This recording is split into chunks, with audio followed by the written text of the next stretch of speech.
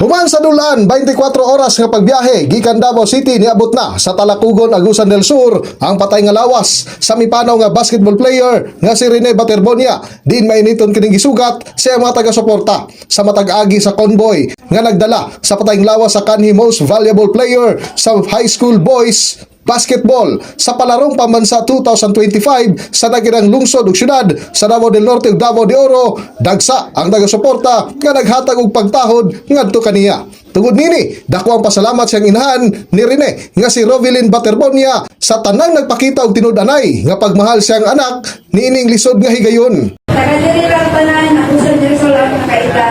Pero karon Luzon, Visayas, Mindanao, nagduyot po sa amo ang subo.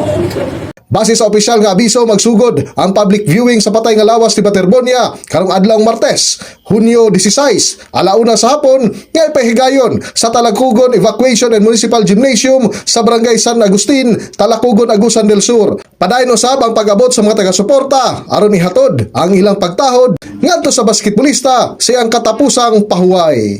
In the heart of changing lives, ako si Brigada Julius Pacot, alang sa 93.1 Brigada News FM Davao, the Music and News Authority.